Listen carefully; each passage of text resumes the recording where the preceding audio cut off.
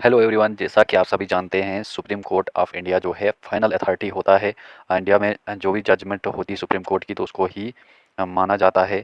So guys, supreme Court of India ने daily wagers जो workers होते हैं उनके लिए कुछ जजमेंट्स दिए हैं, जिसमें रेगुलराइजेशन बेस और पेंशन राइट्स के साथ साथ equal pay for equal work और मिनिमम पे से रिलेटेड जो जजमेंट्स है आज हम इन्हीं को देखेंगे।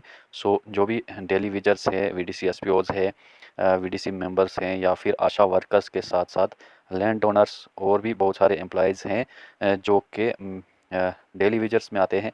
तो क्या क्या जजमेंट्स सुप्रीम कोर्ट ने दिए हैं, आज हम यही वीडियो लेके आए हैं। सो वीडियो को एंड तक देखें। सो सुप्रीम कोर्ट की जजमेंट के तहत कोई भी डेली वेजर वर्कर जो होगा उसका कोई भी लीगल अधिकार नहीं है कि वो रेगुलराइज किया जाए।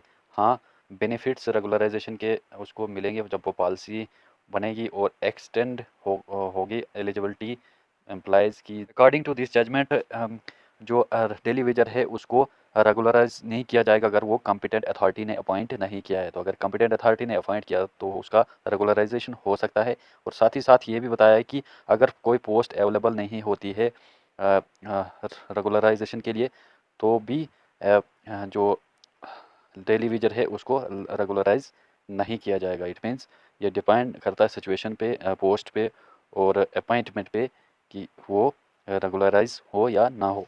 According to this judgement supreme court का ये भी कहना है कि अगर किसी डेली वेजर वर्कर को बाद में रेगुलराइज किया जाता है और उसको अगर कोई पेंशन और लेटर या पोस्ट रिटायरमेंट बेनिफिट्स नहीं प्रोवाइड किए जाते हैं, डिने किया जाता है ये बेनिफिट्स देने के लिए, तो ये अनरीजनेबल और अनफेयर होगा उस एम्प्लॉय के साथ जिसको पोस्ट रिटायरमेंट ये बेनिफिट प्रोवाइड नहीं किए जाएंगे।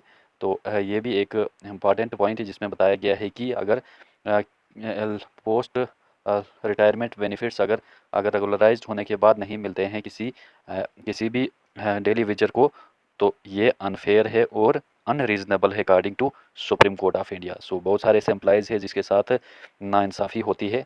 एक और मोस्ट इम्पॉर्टेंट जजमेंट जिसमें बताया गया है कि equal pay for equal work. अगर कोई एम्प्लॉय जो है इक्वल वर्क करता है तो उसको इक्वली पे भी किया जाना चाहिए। एक और इम्पॉर्टेंट प्रिंसिपल जिसमें सुप्रीम कोर्ट का कहना है कि अगर काम इक्वल है तो पे भी इक्वल किया जाना चाहिए। कुछ ऐसे केसेस होते हैं जहाँ पर काम इक्वल होता है और पे डिफरेंट किया जाता है। So equal pay for equal work is another principle according to supreme court. एक और इम्पॉर्टेंट प्रिंसिपल जिसमें बताया गया है कि सुप्रीम कोर्ट ने कहा है कि जो डेली वेज वर्कर्स हैं उनको इक्वली और मिनिमम जो पे स्केल है वो प्रोवाइड किया जाना चाहिए।